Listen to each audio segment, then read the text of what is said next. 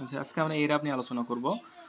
এরাবটা আলোচনার জন্য আমি একটা লিস্ট দেখাচ্ছি আপনাদেরকে। প্রথমত মুনসারিফ, তারপরে গয়রে মুনসারিফ, তারপরে আসমাই সিত্তা, তারপরে ইজাফত, মুজাফ মুজাফিলের যে বিষয়টা, এটা নিয়ে আপনি আলোচনা করব। এটা জমাতে কি হয় বা কোথায় কি হয় সে বিষয়ে। তারপরে ইসমে মাকসুর, ইসমে মানকুস নিয়ে আলোচনা, তারপরে তাসনিয়া নিয়ে আলোচনা এবং জমা নিয়ে আলোচনা। তো আমরা প্রথমত মুনসারিফ নিয়ে আলোচনা করতেছি। মুনসারিফটা দুই ভাগে, একটা হলো ওয়াহেদ আর একটা হলো জমা। ঠিক আছে, এই ওয়াহেদটার দুইটা, একটা হলো সহি, জারে মাজরির সহি। সহি বলতে আমরা সেই সকল শব্দকে জানবো যে সকল শব্দের শেষে হরফে এল্লাত নাই, সেই শব্দগুলোকে আমরা বলবো সহি। আমরা উদাহরণ দেখাচ্ছি। এই যে আমরা দেখেন, একটা হচ্ছে আমাদের সহি উদাহরণ, যে সহি বলতে শব্দের শেষে হরফ এল্লাত থাকে না, এবং এই যে আমাদের সহি আমরা পাচ্ছি, এগুলো তো সব সহির উদাহরণ। এগুলোকে আমরা যে এরাব দেখাই, এগুলোর এরাব আমরা কীভাবে রফা অবস্থায় রফা, নসব অবস্থায় নসব, জারে অবস্থায় জার।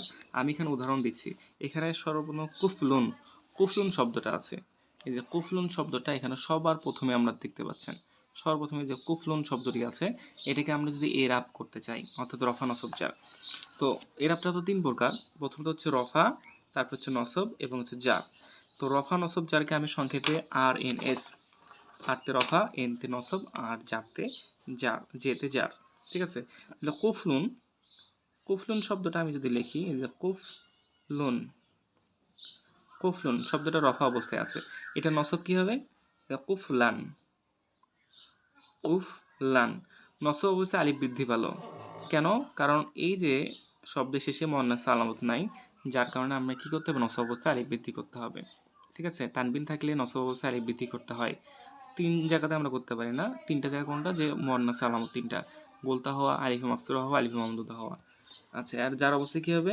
কুফলিন, কুফলিন, কুফলুন, কুফলান, কুফলিন। এইভাবে আমরা সবগুলোই আমরা কি করতে পারি? এই তিনটা ফর্মে নিয়ে যাব।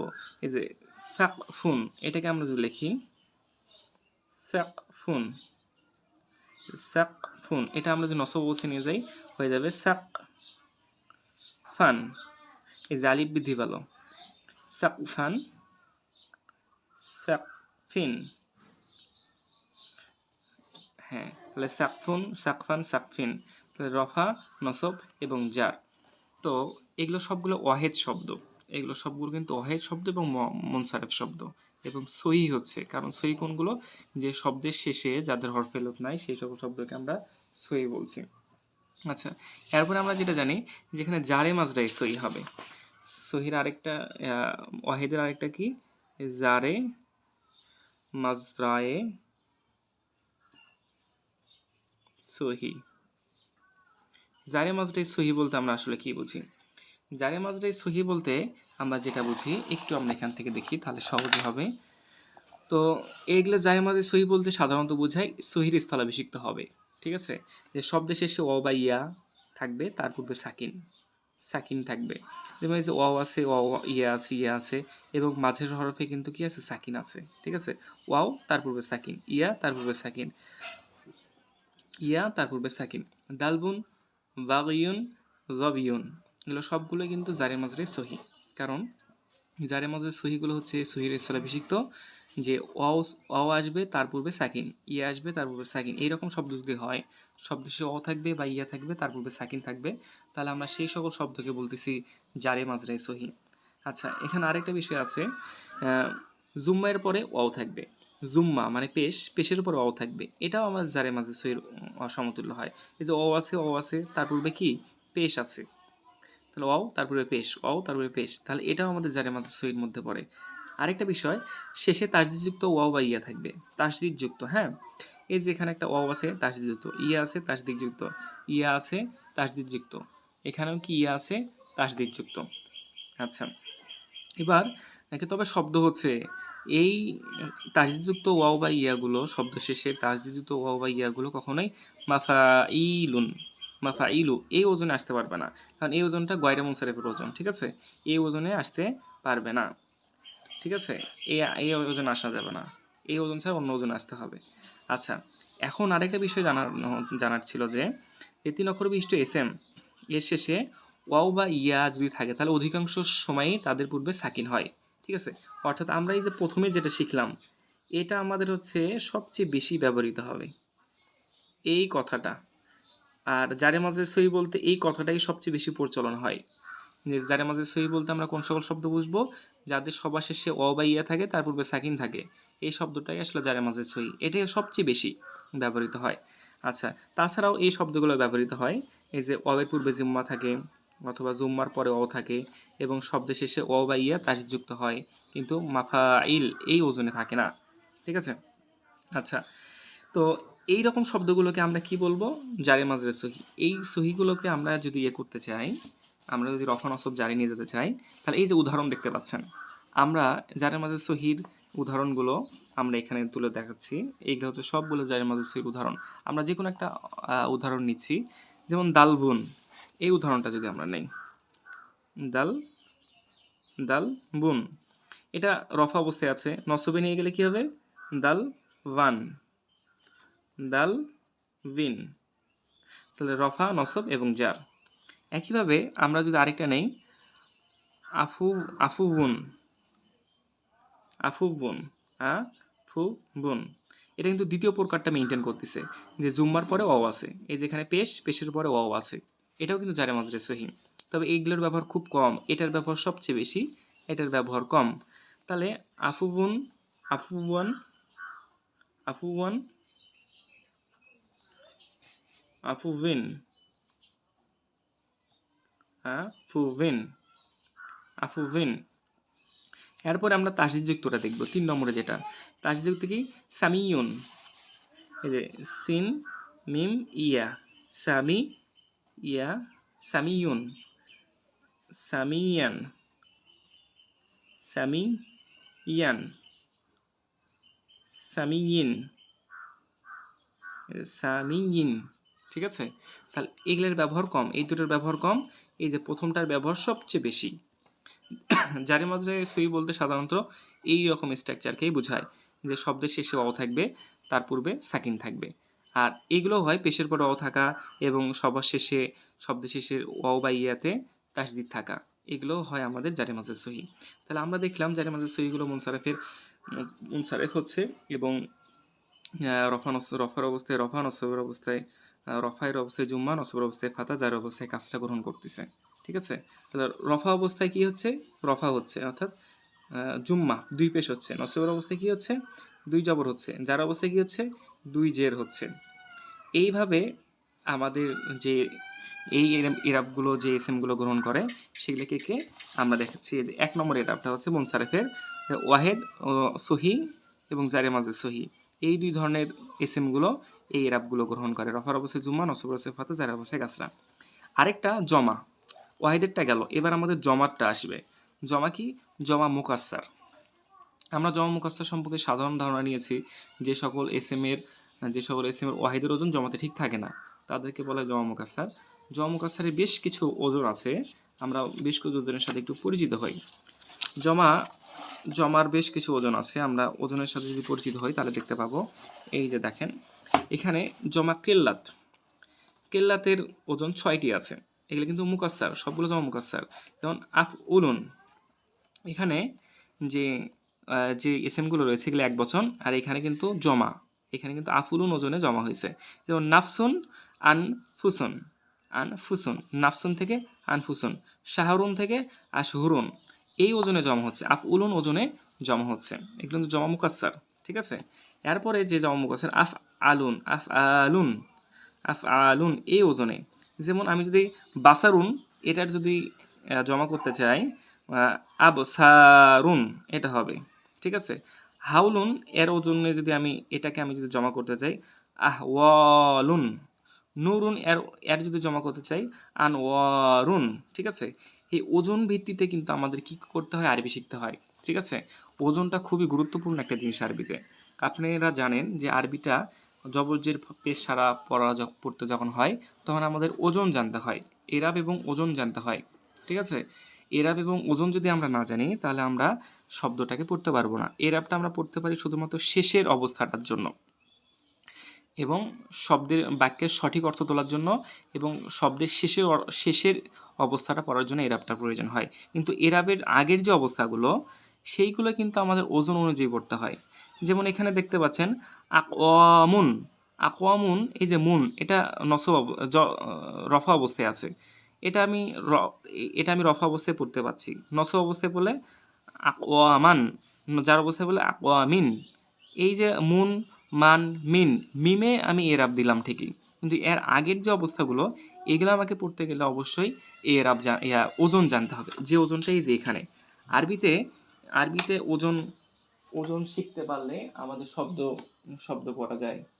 আচ্ছা, এরপরে আমরা যে ওজনটা দেখতে পাচ্ছি, এখানে ওজন আছে, এখানে এর পরবর্তীতে এরকম বেশ কিছু ওজন আছে। আমরা কেল্লাত, জমা কেল্লাত বলতে যে সকল জমাকে বোঝায় যেগুলো আসলে 3 থেকে 10-এর মধ্যে থাকে, এইগুলোকে আমরা জমা কেল্লাত বলি। এবং জমা কাসরা আমরা সাধারণত 10 থেকে উপরের দিকে আমরা যখন যাচ্ছি সেগুলোকে আমরা জমা কাসরা বলতেছি।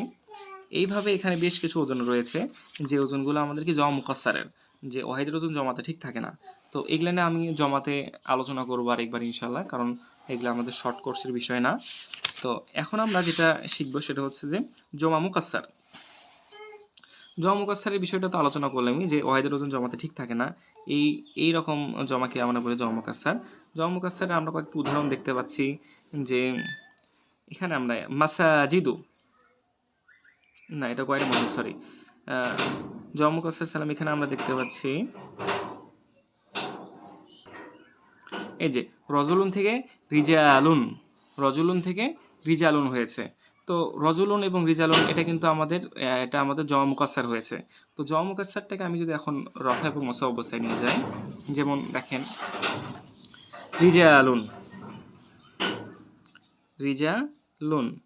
রিজালুন এটা রফা অবস্থায় আছে, আমি নসব অবস্থায় নিয়ে গেলে রিজালান, যার অবস্থায় নিয়ে গেলে রিজালিন, তাহলে রফা, নসব এবং জার, এই 3টা অবস্থায় আমি দেখাচ্ছি। তাহলে আমরা দেখলাম যে এই যে 1 নম্বর এরাবটা আমরা শিখলাম, রফা অবস্থায় জুম্মা, নসব অবস্থায় ফাতা, জারের অবস্থায় কাসরা, ঠিক আছে। তো এই এরাবটা 3টা ইসমের জন্য আমরা শিখলাম। কয়টা ইসমের জন্য শিখলাম? 3টা ইসমের জন্য শিখলাম। একটা হচ্ছে মুনসারেফ হতে হবে, ওয়াহিদ হতে হবে এবং সহি হতে হবে। মুনসারেফ মানে যেগুলো পরিবর্তনশীল, ওয়াহিদ মানে এক বচন, এবং সহি মানে যে সকল শব্দ শেষে হরফিল্লত থাকে না। আবার আরেকটা কি, মুনসারিফ হতে হবে, ওয়াহিদ হতে হবে এবং জারে মাজরে সহি হতে হবে। জারে মাজরে সহি বলতে আমরা কি বুঝি? সাধারণত যে সকল শব্দের শেষে ওয়াও থাকে বা ইয়া থাকে এবং তার পূর্বে সুকুন থাকে, ঠিক আছে, সেই সকল শব্দকে আমরা কি বলতেছি? জারে মাজরে সহি।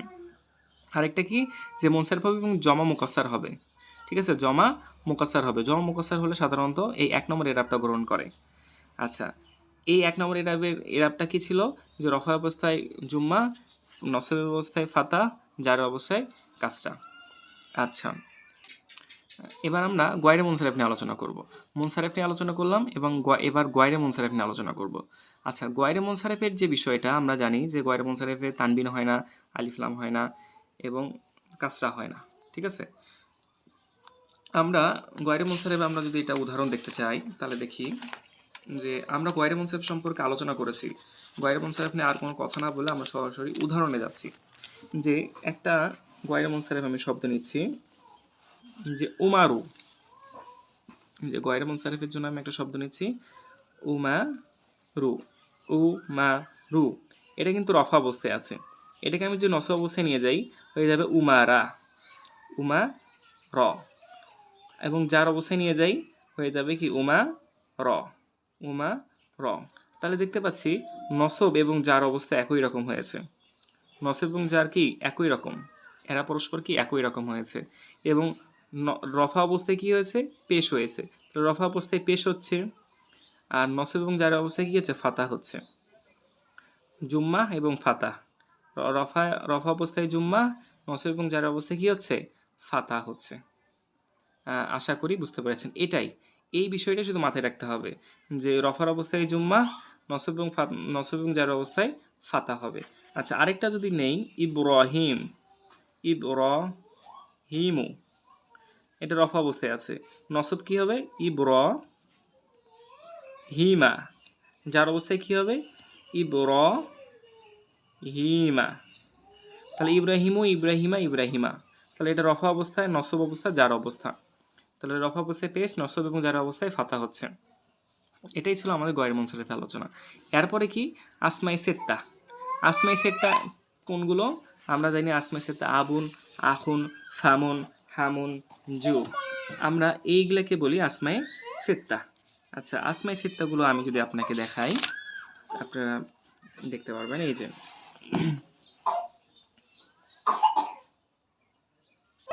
এই যে আপনারা দেখতে পাচ্ছেন যে আবুন, আখুন, হামুন, হানুন, ফামুন, জু।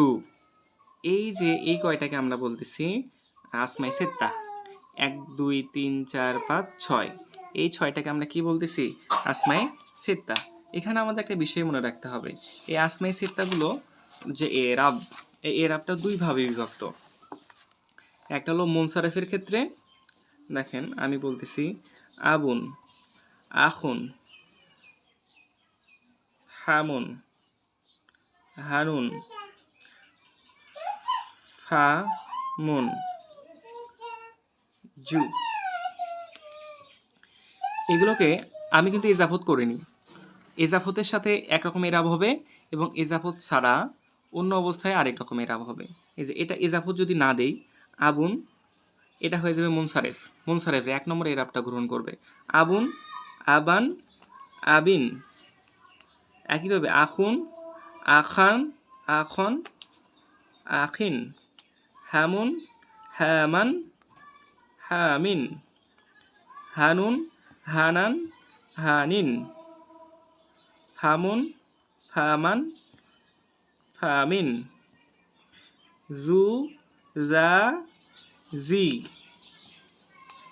জু, আচ্ছা, জু, জা, জি। এখানে আমি জু, জা, জি এই বিষয়টি একটু আলাদা রাখতেছি। তো এখানে আমরা দেখলাম যে এটা 1 নম্বরে এরাবটা গ্রহণ করলো। রফার অবস্থায় জুম্মা, নসব অবস্থায় ফাদা, জার অবস্থায় কাসরা। কিন্তু এগুলোকেই যদি আমি এখন এজাফত করি, ঠিক আছে, এগুলোকে আমি যদি এখন কি করি? এজাফত করি, তাহলে আমাদের কিন্তু এরাবটা কিন্তু চেঞ্জ হয়ে যাবে। যেমন দেখেন কাফের সাথে তোমার বাবা, তাহলে আবু কা, আবু কা, আবা কা, আবি কা, আবিকা, আবিকা। তাহলে আমরা এখানে কি পাচ্ছি? রফার অবস্থায় কিন্তু আমি কিন্তু অ পাচ্ছি, নসবের অবস্থায় আলিফ পাচ্ছি এবং জারের অবস্থায় কি পাচ্ছি? ইয়া পাচ্ছি। ঠিক আছে। একইভাবে আখুন, আখুন মানে ভাই, তোমার ভাই যদি বলি তাহলে আখু কা, আখ কা, আখি কা। তাহলে এখানে আমরা কি দেখতে পাচ্ছি? এখানেও রফার অবস্থায় কি পাচ্ছি? রফার অবস্থায় ওয়াও পাচ্ছি, নসবের অবস্থায় আলিফ পাচ্ছি এবং জারের অবস্থায় ইয়া পাচ্ছি। একইভাবে হামুন, হামু কা, হামু, হামুকা, হামাকা, হামিকা। একইভাবে আমরা সবগুলো পাচ্ছি। এই যে জু মা, জুমালিন, জা মালিন, জি, জি মালিন। ঠিক আছে। রফার অবস্থায় ওয়াও, নসবের অবস্থায় আলিফ। এই যে রফার অবস্থায় ওয়াও, নসবের অবস্থায় আলিফ, জারের অবস্থায় ইয়া। এখানেও রফার অবস্থায় ওয়াও, নসবের অবস্থায় আলিফ, জারের অবস্থায় ইয়া। যখনই আমি এই আসমে সেত্তাকে ইজাফত করব, যখনই আমি আসমে সেত্তাগুলোকে ইজাফত করব, তখনই কি হয়ে যাবে? তখনই এখানে রফার অবস্থায় ওয়াও, নসবের অবস্থায় আলিফ, জারের অবস্থায় ইয়া হয়ে যাবে। ইজাফত করলেই আমাদের এই এরাবটা হবে, আসমে সেত্তার এরাবটা হবে। ঠিক আছে। আর রফা ইজাফত যদি না হয়, ইজাফত না হলেই এই 1 নম্বর এরাবটা হবে। রফার অবস্থায় জুম্মা, নসবের অবস্থায় ফাতা, জারের অবস্থায় কাসরা হবে। যেই আপনি ইজাফত করবেন তখনই আপনাকে রফার অবস্থায় ওয়াও, নসবের অবস্থায় আলিফ এবং জারের অবস্থায় ইয়া আপনাকে যুক্ত করতে হবে। তবে এখানে একটু ব্যতিক্রম আছে। ইজাফতটা ইয়ার সাথে, ইয়া মুতাকাল্লিমের সাথে ইজাফত করা যাবে না। ইজাফতটা কার সাথে করা যাবে না? ইয়া মুতাকাল্লিমের সাথে করা যাবে না। এই ইয়া মুতাকাল্লিম নিয়ে ইজাফতটা, এটা আমি আলাদাভাবে বোঝাবো। এটা একটু স্পেশাল জিনিস।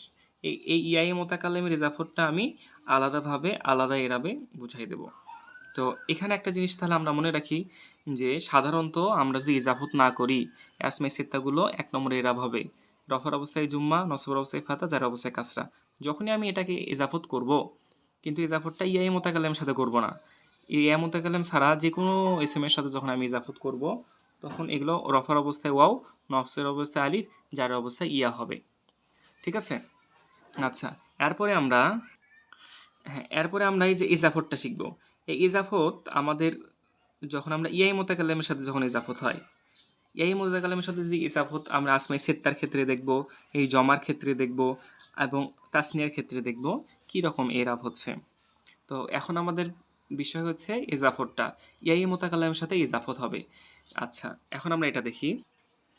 আচ্ছা, ইয়াই মোতাকাল্লিমের যে এরাবটা আমরা এখন শিখব, ইয়াই মোতাকাল্লিম সাধারণত আমরা যেটাই হোক না কেন, ইয়াই মোতাকাল্লিম যখনই কোনো ইসমের সাথে যুক্ত হবে, ইয়াকে পড়তে হবে তার পূর্বে জেড দিয়ে। ঠিক আছে? যেমন আমরা এখানে জানি যে মুনসারেফে আবুন, আবান, আবিন, আবিন হয়েছে। এটাকে আমি যদি ইয়াই মোতাকাল্লিমের এরাবে ফেলাই, তাহলে কি হবে? আবি, আবি, আবি। ঠিক আছে? আবি, আবি, আবি। রফা, নসব, জার একই রকম হয়ে গেছে। ঠিক আছে? রফা, নসব, জারে কি হয়ে গেছে? একই রকম হয়ে গেছে। এখন আমি এটাকে আমি যদি ইজাফত করি, তাহলে কি হবে? আবুকা, আবিকা, আবাকা, আবুকা, আবাকা, আবিকা। তাহলে আবুকা, আবাকা, আবিকা। ঠিক আছে? এটাকে আমি যদি এখন এই মোতাকাল্লিমের সাথে, এখানে তো কা দিয়ে ইজাফত করছি, এখন আমি ইয়া দ্বারাই ইজাফত করব। ইয়া দ্বারা যদি ইজাফত করি, তাহলে কিন্তু আর আগের মতো ওয়াও, আলিফ, ইয়া থাকবে না। হয়ে যাবে এরকম, এই যে আবি, আবি, আবি। আমার বাবা, আমার বাবা, আমার বাবা। আমার বাবা, আমার বাবাকে, আমার বাবার। এরকম রফা, নসব, জার। এখানে সেই রকমই আমি লিখি আবি, আবি, আবি। এখানে কিন্তু ইয়া দ্বারা ইজাফত করেছি। তাহলে এখানে এটা এবং এটা আমরা জানি এটা শুধুমাত্র মুনসারিফের ইরাব দিচ্ছে, কারণ এখানে কোনো আবুন, কোনো ইজাফত করেনি। যখন ইজাফত করতেছে তখনই আমাদের কি রফার অবস্থা ওয়াও, নসবের অবস্থা আলিফ এবং জারের অবস্থা ইয়া হচ্ছে। কিন্তু ইজাফতটা যদি ইয়ার সাথে করে, ইজাফতটা যদি ইয়াই মোতাকাল্লিমের সাথে করে, তখন কিন্তু আবি, আবি, আবি হয়ে যাচ্ছে। ঠিক আছে? তাহলে আমরা এই বিষয়টা বুঝলাম। এখন আমরা জমা মুজাক্কার সালেমটা আমরা দেখব। জমা মুজাক্কার সালেম আমরা জানি যে জমা মুজাক্কার সালেম কীভাবে গঠিত হয়। যেমন আমরা শিখেছি আমরা হচ্ছে আদাদে শিখেছি। যেমন লিমুন, আলিমুন, আলিমান, আলিমিন। এটা হচ্ছে ওয়াহেদ। তাসনিয়া হবে আলি মানে, আলি মাইনে, আলি মাইনে। আর জমা হবে আলি মুনা, আলি মিনা, আলি মিনা। এই যে আলিমুনা, আলিমিনা, আলিমিনা, এটাই হলো আমাদের জমা। রফা, নসব এবং জার অবস্থা এটার জমা। এখন এই জমাতে আমি যদি ইয়ায়ের সাথে ইজাফত করি, ইয়াই মোতাকাল্লিমের সাথে যদি ইজাফত করি, তাহলে কি রকম হবে আমরা দেখি। দেখো, আমরা জানি যে যখন আমরা ইজাফত করি, ইজাফতের সময় তাসনি এবং জমার নুনটা কিন্তু উঠে যায়। তাহলে দেখো আ লি মুনা, এটার সাথে আমি যদি ইয়া যুক্ত করতে চাই, তাহলে কি হবে? এই নুনটা কিন্তু উঠে যাবে, নুনটা উঠে যাবে। তাহলে হয়ে যাবে আ লিমু প্লাস ইয়া হবে, কারণ ইজাফতের সময় জমার নুন এবং তাসনি নুনটা কিন্তু উঠে যায়। তাহলে এখানে আমরা কি দেখতে পাচ্ছি? এখানে ওয়াও দেখতে পাচ্ছি, এখানে ইয়া দেখতে পাচ্ছি। তাহলে ওয়াও এবং ইয়া দুইটা হরফের লত পাশাপাশি।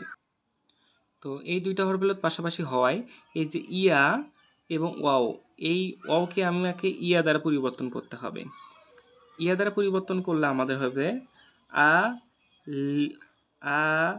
লি মি প্লাস এই যে ইয়া, ইজাফতের ইয়া কিন্তু এখনো আছেই। এখন এই দুটা ইয়া পাশাপাশি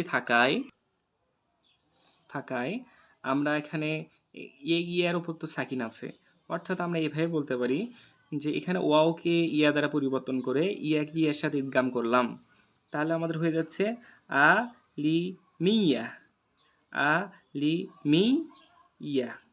আচ্ছা, মিমে কিন্তু জেড দিলাম, এই জেড দেওয়ার কারণ কি, এই যে ইয়াকে পড়ার জন্য আমাকে জেড দিতে হলো। ঠিক আছে, তাহলে এখানে আলিমিয়া আমরা এখানে কি অবস্থায় পেলাম, এটা হচ্ছে ইয়াই মোতাকালিমের সাথে ইজাফত করলাম। কার ইজাফত করলাম? জমার ইজাফত করলাম। একইভাবে এটাকে আমি যদি এখন তিনটা এরাবে নিয়ে যাই, রফা অবস্থায়, নসব অবস্থায় এবং জার অবস্থায় নিয়ে যাই, তাহলে কিন্তু ওই একই রকম হবে। আলিমিয়া, আলি মিয়া, আলি মিয়া, আলি মিয়া, একই রকমই হবে সবগুলো, কোনো রকম পরিবর্তন হবে না। আলিমিয়া, আলিমিয়া, আলিমিয়া। ঠিক আছে, এখন আরেকটা বিষয় আমাদের জানতে হবে, তাসনিয়ার ক্ষেত্রেও কিন্তু একই রকম। জি, তাসনিয়া যদি আমরা করি, আমরা তাসনিয়াতে দেখেছি আলিমুন, আলিমান, আলিমুন, আলিমান, আলিমিন, এগুলো ওয়াহেদ। আর তাসনি হবে আলিমানে, আলি মাইনে, আলি মাইনে। তো এখানে আমি যদি ইজাফত করতে চাই এই তাসনিয়াগুলোর সাথে, তাহলে দেখা যাবে আলিমানে প্লাস ইয়া। আমরা জানি যে ইজাফতের সময় এই নুনটা কি উঠে যাবে, হয়ে যাবে লিমা প্লাস ইয়া। তাহলে এটাকে আমরা ইজাফত যদি করি আলি মা ইয়া, হয়ে যাবে আলি মা ইয়া, আলিমা ইয়া। এইটা হলো আমাদের রফা অবস্থায় তাসনিয়ার ইয়া মোতাকালিমের সাথে ইজাফত। ঠিক আছে, এখন আমি যদি নসব অবস্থায় যাই, তাহলে কি হবে লি মাইনে প্লাস আমি ইয়া যুক্ত করতেছি। আলি মাইনে ইজাফতের সময় তো এই নুনটা, তাসনির নুনটা উঠে যাবে, হয়ে যাবে আলি মাই প্লাস এখানে কি ইয়া। তাহলে দুইটা ইয়া পাশাপাশি আছে, তাহলে আমাদের হয়ে যাচ্ছে কি আলি মাইয়া, আলি মাইয়া। ঠিক একইভাবে যার অবস্থাও কিন্তু তাই হয়ে যাচ্ছে, আলি মাইনে, এটাকে আমি যদি ইজাফত করতে চাই ইয়ার সাথে, তাহলে ইজাফতের জন্য তাসনির নুনটা উঠে যাবে, হয়ে যাবে আলি মাইন প্লাস ইয়া, আলি মাইয়া, আলি মাইয়া। তাহলে আলি মাইয়া, এই হলো আমাদের তাসনিয়ার তিনটা এরাব ইয়াই মোতাকালিমের সাথে। আচ্ছা, আশা করি বুঝতে পেরেছেন। এই কয়টাই আপাতত রাখছি, বাকি আলোচনাগুলো পরবর্তী ভিডিওতে ইনশাল্লাহ পাবেন। আসসালামু আলাইকুম রহমতুল্লাহ।